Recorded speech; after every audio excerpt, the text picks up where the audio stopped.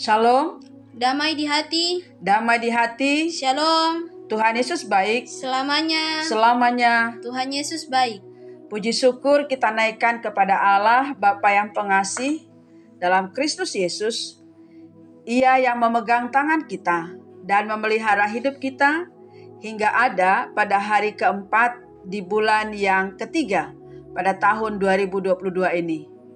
Bapak Ibu pemuda remaja beserta seluruh anak-anak yang Tuhan Yesus kasihi, pagi ini kita akan merenungkan firman Tuhan yang dikeluarkan Sinode Gereja Kristen Oikumene di Indonesia GKO dengan berpedoman pada pola pembacaan Alkitab 4M, menerima, merenungkan, melakukan, dan membagikan. Bersama saya Pendeta Nurhayati Hutagaol dan putri kami Gracia Valia Saflavo. Firman Tuhan yang hendak kita renungkan terambil dari 1 Timotius pasal 1 ayat 8 sampai 9 dengan tema aturan itu baik. Untuk menerima firman Tuhan, kita mohonkan pertolongan Roh Kudus. Mari kita berdoa. Ya Allah kami, terima kasih Tuhan, Engkau mengasihi kami hingga kami ada sampai pada pagi hari ini. Itu pertanda bahwa Tuhan mempersiapkan kami untuk melakukan perkara-perkara besar bersama dengan Tuhan. Namun sebelumnya kami rindu, Tuhan menuntun menerangi hidup kami dengan firman-Mu. Roh Kudus, berikanlah kami iman, mengimani firman-Mu dan kekuatan melakukan firman itu. Terpujilah Tuhan, dalam nama Tuhan Yesus kami berdoa. Amin. 1 Timotius pasal 1 ayat 8 sampai 9, demikianlah firman Tuhan. Kita tahu bahwa hukum Taurat itu baik kalau tepat digunakan, yakni dengan keinsafan, bahwa hukum Taurat itu bukanlah bagi orang yang benar, melainkan bagi orang durhaka dan orang lalim, bagi orang fasik dan orang berdosa, bagi orang duniawi dan yang tak beragama, bagi pembunuh bapa dan pembunuh ibu, bagi pembunuh pada umumnya. Dalam menggali dan merenungkan firman Tuhan, kita akan menjawab beberapa pertanyaan. 1. Apakah yang disebutkan yang baik? Menurut saya, yang saya baca tadi, yang baik itu adalah hukum Taurat. Jadi hukum Taurat yang Allah berikan bagi manusia itu baik adanya dan bermanfaat.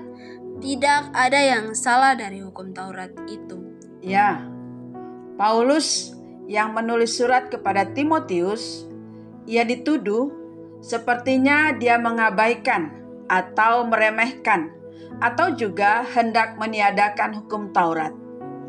Jadi memang kalau seorang pengajar Kristen hanya mengajarkan keselamatan saja, bisa saja orang-orang yang kurang mengerti pengajaran tersebut akan menilai bahwa pengajar tadi meremehkan hukum Taurat.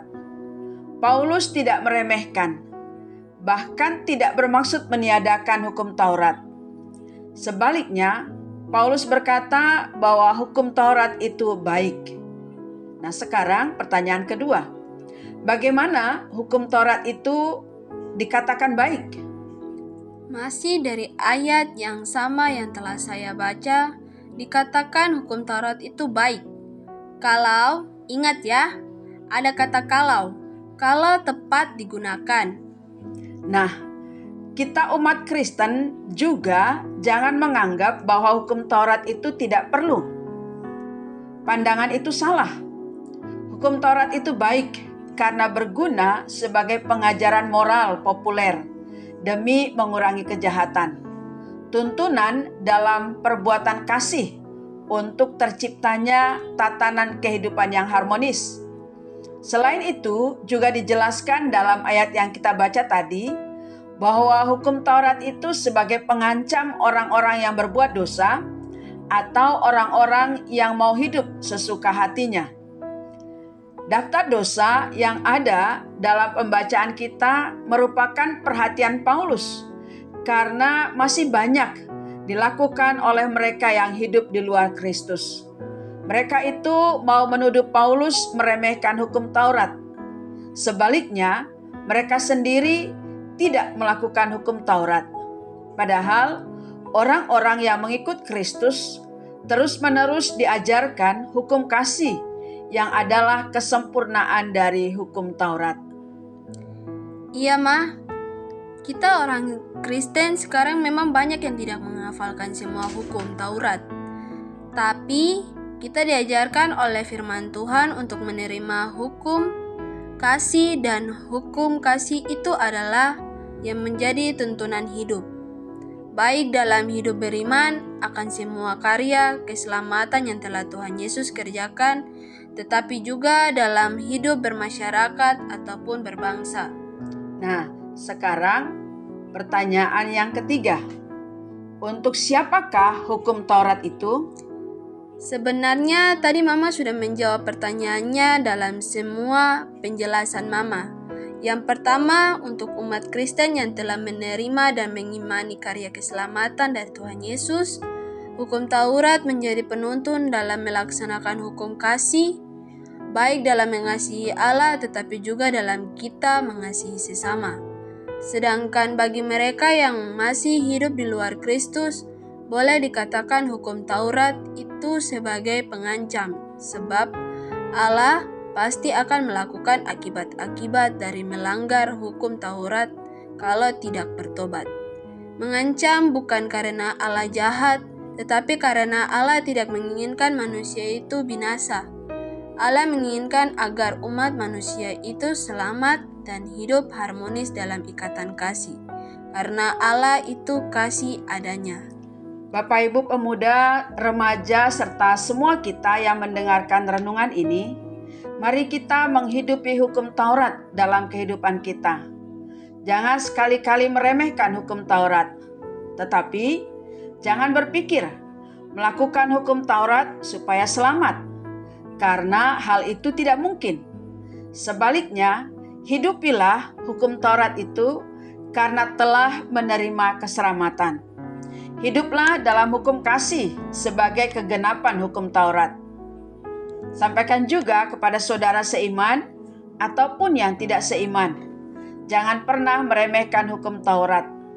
Sebaliknya, lakukanlah hukum kasih dalam seluruh kehidupan kita. Karena hukum kasih adalah kegenapan hukum Taurat. Amin. Mari kita berdoa. Ya Allah kami bersyukur kami telah merenungkan akan firman-Mu. Roh Kudus mengajari kami lebih memahami firman dan mengimaninya, serta melakukannya dalam kehidupan kami setiap hari. Ya Allah kami menyerahkan seluruh hidup kami sepanjang hari ini, bahkan sepanjang hari hidup yang ada di depan. Engkaulah Tuhan kami, kepadamu kami berpengharapan, dan biarlah kiranya tangan kasih-Mu menaungi memberkati kami. Dalam nama Tuhan Yesus kami berdoa dan bersyukur. Amin. Demikianlah renungan kita pagi ini. Tuhan Yesus memberkati saudara sekalian. Tetap jaga kesehatan dan selalu semangat.